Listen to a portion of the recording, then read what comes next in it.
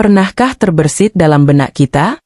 Bagaimana seuntai takdir bisa menjalin dua jiwa yang sama sekali tak saling mengenal bahkan dari dunia yang berbeda? Sebuah kisah tentang ketulusan yang tumbuh di antara tumpukan asa dan cinta yang merekah dari rahim kepedihan. Ini bukan sekadar cerita, tapi bisikan hati tentang kekuatan jiwa yang tak pernah menyerah pada gelapnya dunia.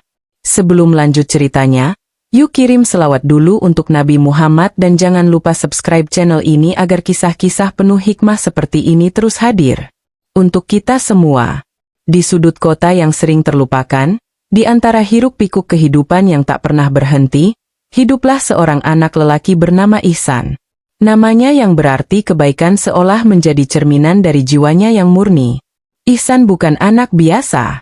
Sejak usia dini ia telah mengenal kerasnya hidup, di mana setiap fajar adalah pertarungan baru untuk sekadar bertahan. Ia adalah seorang pemulung cilik dengan punggung kurus yang sering kiali memanggul karung, lebih besar dari tubuhnya sendiri. Menyusuri ganggang sempit, menelusuri tumpukan sampah, mencari remah-remah harapan yang bisa ditukar dengan sesuap nasi. Rumah Ihsan hanyalah sebuah gubuk reot di pinggir kali yang atapnya bocor saat hujan dan dindingnya berlubang diterpa angin malam.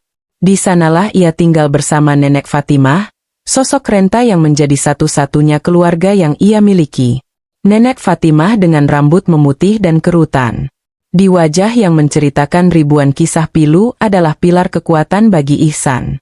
Ia mengajarkan Ihsan tentang arti kesabaran, tentang bagaimana bersyukur atas setiap helaan napas, dan tentang pentingnya menjaga hati tetap bersih di tengah lumpur kehidupan. Meski tubuhnya ringkih, Nenek Fatimah selalu memastikan ada makanan di meja. Meskipun itu hanya nasi dengan garam atau ubi rebus. Cinta neneknya adalah satu-satunya kemewahan yang Ihsan miliki. Setiap pagi sebelum matahari benar-benar terjaga, Ihsan sudah beranjak dari tidurnya.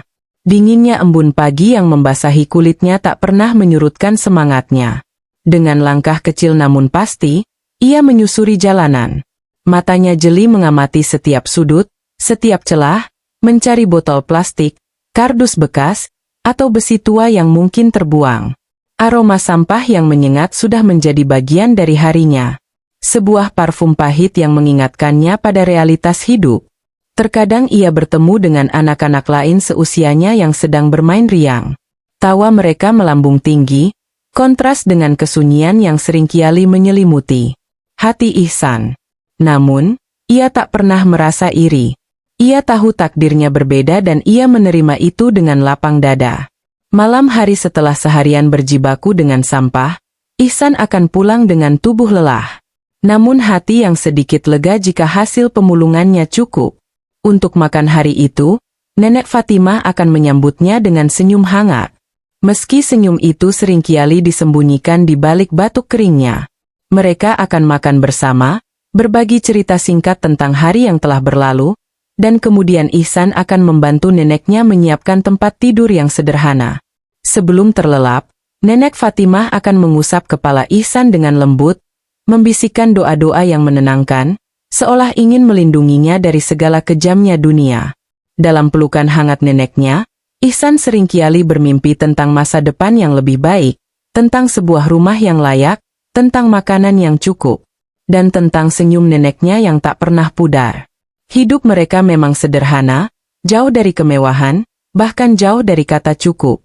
Namun di antara keterbatasan itu, ada sebuah ikatan yang begitu kuat, sebuah cinta yang begitu murni yang mampu menerangi setiap sudut gelap dalam hidup mereka. Mereka adalah dua jiwa yang saling menguatkan, saling mengisi, dan saling memberi makna pada setiap detik yang berlalu.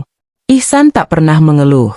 Ia tahu Nenek Fatimah adalah segalanya baginya dan ia akan melakukan apa saja untuk melihat senyum di wajah renta itu.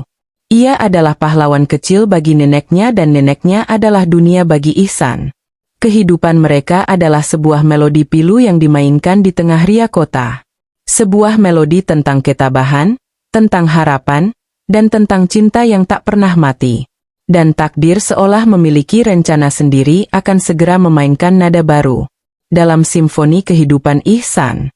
Sebuah nada yang akan mengubah segalanya, membawa keharuan yang tak terduga, dan menguji batas-batas kemanusiaan yang selama ini ia genggam erat. Suatu siang, terik matahari membakar ubun-ubun, membuat aspal jalanan memantulkan panas yang menyesakkan. Ihsan dengan karung yang mulai memberat di punggungnya menyusuri sebuah area pembuangan sampah yang lebih besar dari biasanya. Bau busuk menyengat, lalat berdengung ribuan, dan tumpukan barang rongsokan menjulang tinggi, bagai gunung-gunung kecil yang menyimpan misteri. Biasanya area ini adalah ladang keberuntungan baginya. Namun hari itu nasib seolah ingin bermain teka-teki. Langkahnya terhenti di dekat sebuah tong sampah besar tempat barang-barang yang lebih tak berguna dibuang. Tiba-tiba sebuah suara lirih menarik perhatiannya. Bukan suara kucing, bukan pula suara anjing. Itu adalah rengekan halus, seolah tangisan bayi yang tertahan. Jantung Ihsan berdebar. Ia mendekat perlahan. Bercampur cemas menyelimuti benaknya. Di antara tumpukan sampah basah dan sisa makanan tergeletak sebuah kotak kardus yang sudah lusuh. Dengan tangan gemetar, Ihsan membuka kotak itu. Dan di sanalah di tengah kegelapan dan kotoran terbaring sesosok bayi mungil merah dan masih terbungkus kain tipis yang kotor. Matanya terpejam. Bibirnya bergerak-gerak mencari sesuatu, dan tangisnya semakin pecah saat terpapar cahaya siang. Dunia Ihsan seolah berhenti berputar. Bagaimana mungkin? Siapa yang tega membuang makhluk sekecil ini di tempat seperti ini? Hatinya mencelos, dipenuhi amarah dan kepedihan yang mendalam. Ia lupa pada tumpukan sampah, lupa pada panas terik, lupa pada rasa lapar yang sedari tadi mendera. Yang ada di benaknya hanyalah bayi itu. Tanpa berpikir panjang, Ihsan mengangkat bayi itu dengan sangat hati-hati, mendekapnya erat ke dada. Tubuh mungil itu terasa begitu ringan. Namun di tangan Ihsan ia seolah membawa seluruh beban dunia. Air mata mengalir di pipinya yang kotor bercampur dengan debu jalanan. Ia tak tahu harus berbuat apa, tetapi satu hal yang pasti, ia tidak akan meninggalkan bayi ini di sana. Dengan langkah tergesa hampir berlari, Ihsan membawa bayi itu pulang.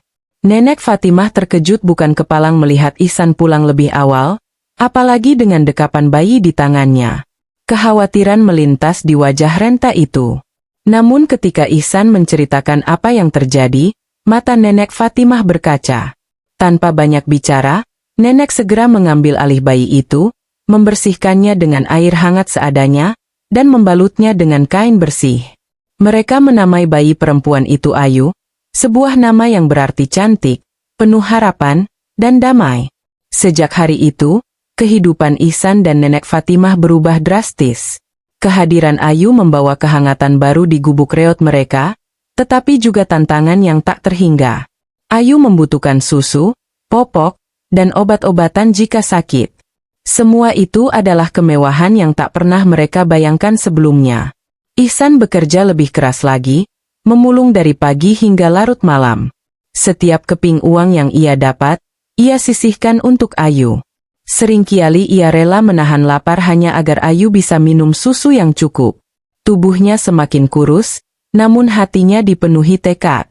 Melihat Ayu tertawa, meski hanya dengan suara lengkingan kecil, sudah cukup untuk menghapus seluruh lelahnya. Nenek Fatimah juga ikut berjuang. Ia mulai membuat kerajinan tangan sederhana dari barang bekas yang ditemukan Ihsan, mencoba menjualnya ke tetangga sekitar. Namun, tak semua tetangga menyambut kehadiran Ayu dengan baik. Bisik-bisik mulai terdengar. Ada yang mencibir mengapa mereka merawat anak yang bukan darah dagingnya. Apalagi di tengah kemiskinan yang mencekik. Beberapa bahkan menuduh mereka akan memanfaatkan Ayu untuk meminta belas kasihan. Hati Nenek Fatimah pilu mendengar fitnahan itu. Namun ia tetap teguh. Tuhan menitipkan Ayu kepada kita, San. Katanya pada Ihsan suatu malam, suaranya bergetar. Menahan tangis. Kita harus menjaganya dengan sebaik mungkin. Jangan pedulikan kata orang. Pernah suatu ketika Ayu demam tinggi. Tubuhnya menggigil dan tangisnya tak henti. Ihsan panik. Nenek Fatimah tak kalah cemas.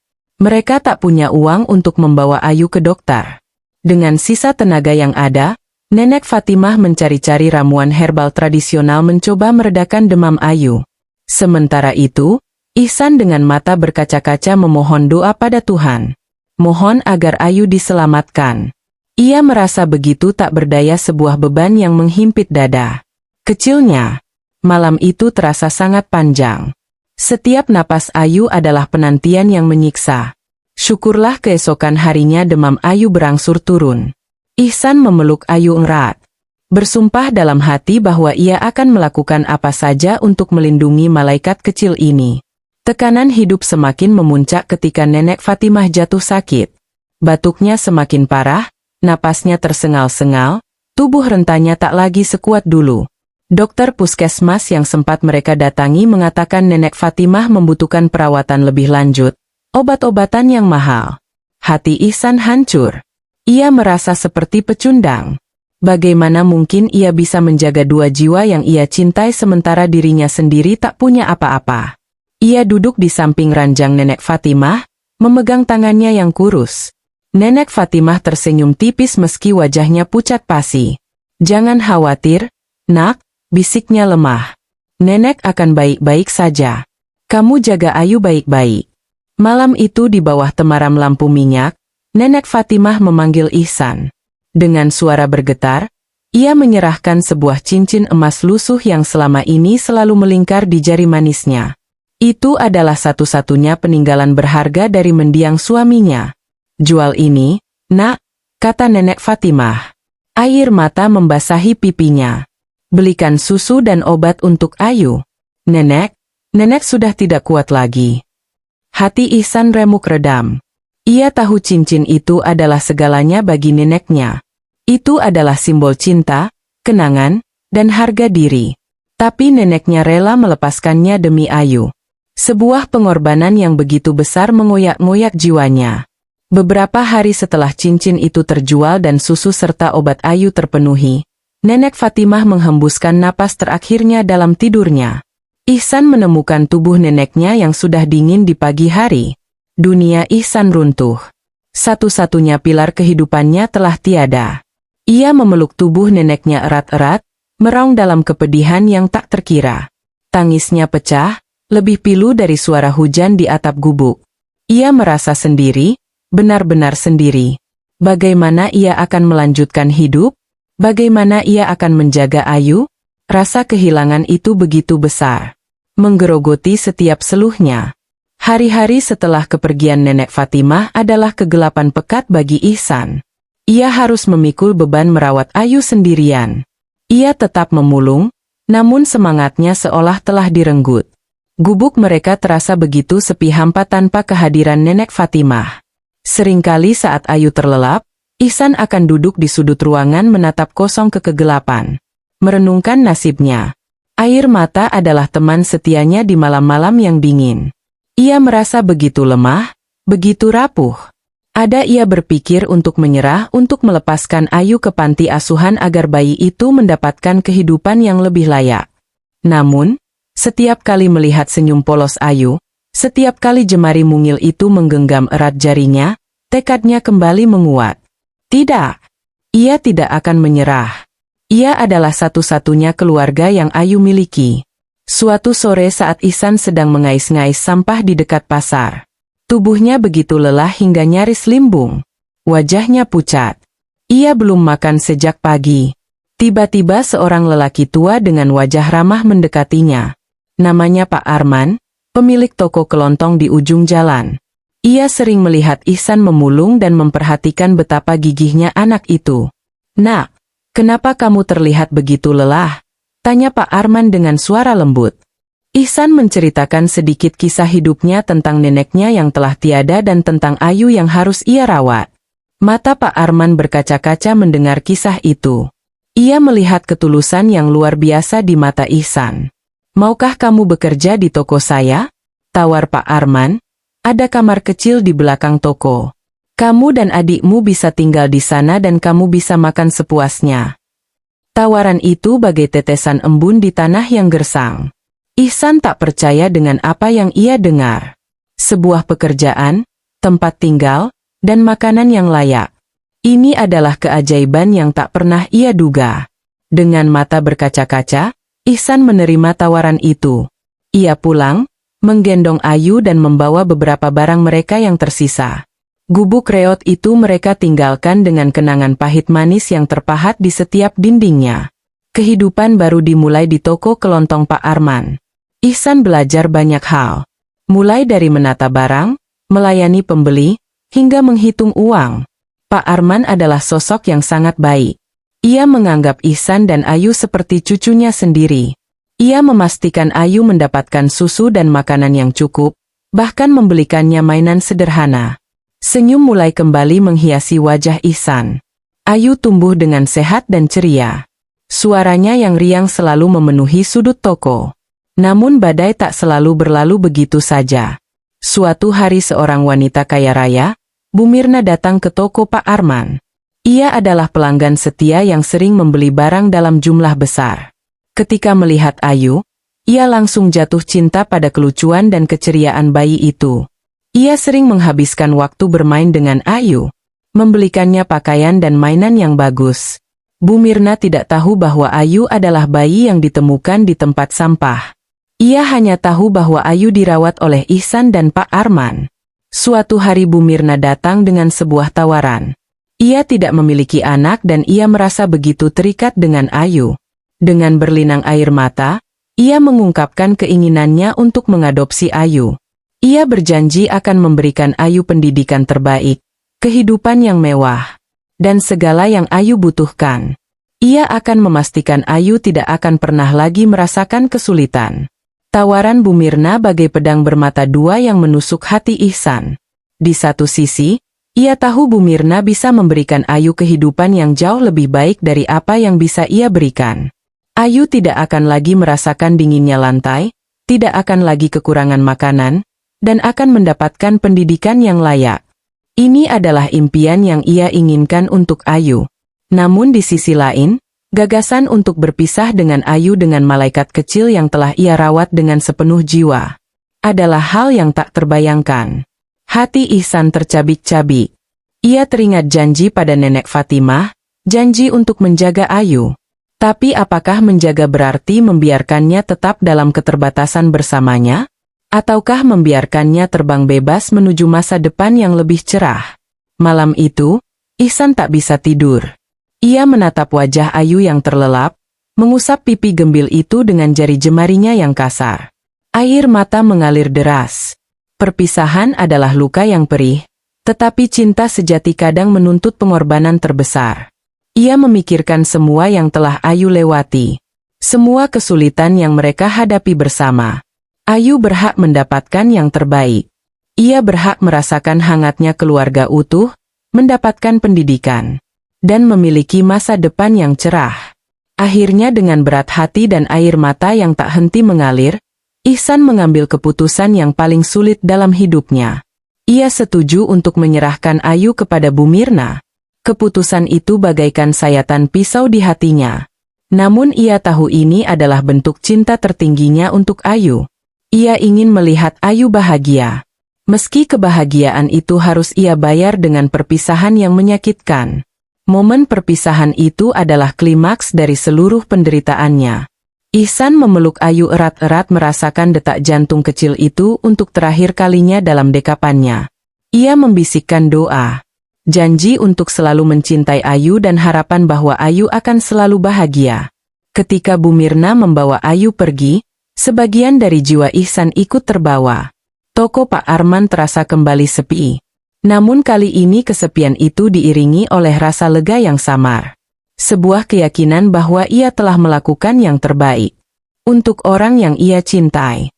Sebuah babak baru telah dimulai. Bukan hanya untuk Ayu, tetapi juga untuk Ihsan yang kini harus menemukan kembali makna hidupnya. Tanpa kehadiran sang malaikat kecil di sisinya, hari-hari setelah kepergian Ayu terasa hampa bagi Ihsan.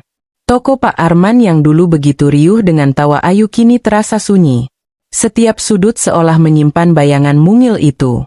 Setiap mainan yang ditinggalkan Ayu, bagai pengingat akan kekosongan yang melingkupinya. Namun di tengah kesunyian itu, Ihsan tidak menyerah pada kepedihan. Ia terus bekerja menimba ilmu dari Pak Arman, belajar tentang arti ketekunan dan kesabaran. Pak Arman dengan kebijaksanaannya menjadi sosok ayah pengganti, yang membimbing Ihsan, memberinya dukungan moral, dan mengingatkannya bahwa pengorbanan yang ia lakukan adalah sebuah bentuk cinta yang paling murni. Waktu bergulir, bulan berganti musim, dan tahun pun berlalu. Ihsan yang dulunya seorang pemulung cilik, kini telah tumbuh menjadi seorang remaja yang tegar dan bertanggung jawab. Fisiknya lebih berisi, matanya memancarkan ketenangan. Namun di kedalaman hatinya, ingatan akan Ayu tak pernah pudar. Ia tidak pernah menghubungi Bu Mirna. Bukan karena tidak ingin, melainkan karena ia percaya Ayu berhak memiliki kehidupan baru yang bebas dari bayang-bayang masa lalu yang kelam. Ia hanya bisa berdoa dari jauh untuk kebahagiaan Ayu. Suatu sore ketika Ihsan sedang merapikan barang-barang di toko, sebuah mobil mewah berhenti di depan. Jantungnya berdesir. Dari mobil itu turunlah seorang wanita elegan yang tak lain adalah Bu Mirna. Di sampingnya berdiri seorang gadis kecil yang cantik dengan rambut dikepang dua, mata bulat, dan senyum ceria yang familiar. Gadis kecil itu memegang tangan Bu Mirna dan seketika pandangan matanya tertuju pada Ihsan. Ihsan. Suara Bu Mirna terdengar lembut, namun ada getaran haru di dalamnya. Ihsan terdiam, matanya terpaku pada gadis kecil itu. Seolah waktu berputar kembali, ia melihat bayangan Ayu kecil yang dulu ia gendong dari tempat sampah. Gadis kecil itu adalah Ayu. Kini telah tumbuh besar, berusia sekitar 5 tahun, ceria, sehat, dan penuh dengan kehidupan. Sebuah keajaiban yang tak pernah ia sangka. Ayu menatap Ihsan dengan tatapan penasaran. Lalu senyumnya merekah lebar. "Kakak Ihsan," serunya. Berlari kecil menghampiri. Tanpa ragu, Ayu memeluk kaki Ihsan. Seolah ada ikatan tak kasat mata yang masih terjalin kuat di antara mereka. Air mata Ihsan tak terbendung. Ia berlutut, memeluk Ayu erat-erat, merasakan kembali kehangatan tubuh mungil itu yang telah lama ia rindukan. Semua rasa sakit, semua kesepian, semua pengorbanan yang ia rasakan selama ini seolah terbayar lunas dalam pelukan itu. Ini adalah momen ajaib, sebuah keajaiban yang datang dari ketulusan hati. Bu Mirna menjelaskan bahwa Ayu sering bertanya tentang kakak Ihsannya. Ia selalu menceritakan kisah tentang seorang kakak yang sangat menyayanginya, yang merawatnya dengan sepenuh hati. Ayu dengan insting anak-anak yang polos tak pernah melupakan wajah yang memberinya cinta pertama. Bu Mirna merasa inilah saatnya bagi mereka untuk bertemu untuk menutup lingkaran takdir yang pernah terbuka. Sejak hari itu, Ayu sering mengunjungi Ihsan di toko Pak Arman. Ia selalu membawa cerita tentang sekolahnya, tentang teman-temannya, tentang mimpi-mimpinya. Ia adalah gadis yang cerdas dan penuh semangat. Ihsan mendengarkan dengan penuh perhatian. Matanya tak pernah lepas dari senyum Ayu. Ia melihat bahwa Ayu benar-benar bahagia, mendapatkan kehidupan yang layak dan semua itu adalah hasil dari keputusannya yang sulit di masa lalu. Kisah hidup Ihsan adalah sebuah cermin bagi kita semua. Ia mengajarkan tentang kemanusiaan yang sejati, tentang cinta yang tak mengenal batas darah, dan tentang kekuatan jiwa yang mampu bangkit dari keterpurukan. Dari seorang anak yatim pemulung yang hidup dalam kemiskinan dan kesedihan, Ihsan telah menjadi pahlawan bagi seorang bayi yang tak berdaya. Ia telah menunjukkan bahwa kekayaan sejati bukanlah tentang harta benda, melainkan tentang hati yang tulus, tentang keberanian untuk berkorban, dan tentang kemampuan untuk mencintai tanpa syarat. Perjalanan Ihsan mengajarkan kita bahwa takdir memang bisa terasa kejam. Namun di balik setiap badai selalu ada pelangi yang menanti. Bahwa setiap kesulitan adalah ujian yang menguatkan dan setiap pengorbanan adalah benih yang akan menumbuhkan kebahagiaan di masa depan. Ia bukan hanya merawat Ayu secara fisik, tetapi juga telah menyelamatkan jiwanya sendiri dengan memilih jalan kebaikan. Kisah ini adalah pengingat bahwa keajaiban seringkali datang dalam bentuk yang paling sederhana, dalam tindakan kecil yang dilakukan dengan hati yang besar. Dan di sanalah di antara tawar yang ayu dan senyum tulus Ihsan, kita menemukan makna sejati dari harapan dan kasih sayang yang abadi. Kisah Ihsan dan Ayu ini bukanlah sekedar narasi tentang takdir, melainkan sebuah undangan. Sebuah ajakan untuk kita semua merenung sejenak di tengah hiruk-pikuk hidup yang seringkali membuat kita lupa akan esensi kemanusiaan. Tidakkah kita merasakan getaran di hati? Sebuah bisikan tentang kebaikan yang tak terbatas, tentang cinta yang mampu menembus batas-batas materi. Bagaimana perasaan Anda setelah mendengar kisah ini? Adakah momen yang paling menyentuh jiwa Anda yang membuat Anda berpikir lebih dalam tentang makna memberi dan berkorban? Kami sangat ingin mendengar refleksi Anda. Mari berbagi pikiran, perasaan, dan sudut pandang Anda di kolom komentar di bawah. Setiap cerita, setiap pandangan akan menjadi pelita yang menerangi kebaikan di antara kita. Jika kisah ini telah menyentuh hati Anda, jika Anda merasakan kehangatan dari ketulusan ihsan, kami undang Anda dengan menekan tombol subscribe dan menyalakan lonceng notifikasi. Anda tidak hanya akan mendapatkan kisah-kisah inspiratif lainnya, tetapi juga turut menyebarkan pesan tentang harapan, ketabahan, dan cinta yang tak pernah padam. Mari bersama-sama kita sebarkan energi positif ini menjadikan dunia ini sedikit lebih hangat dan penuh makna. Terima kasih telah menemani kami malam ini. Merenung bersama dalam keheningan yang penuh arti.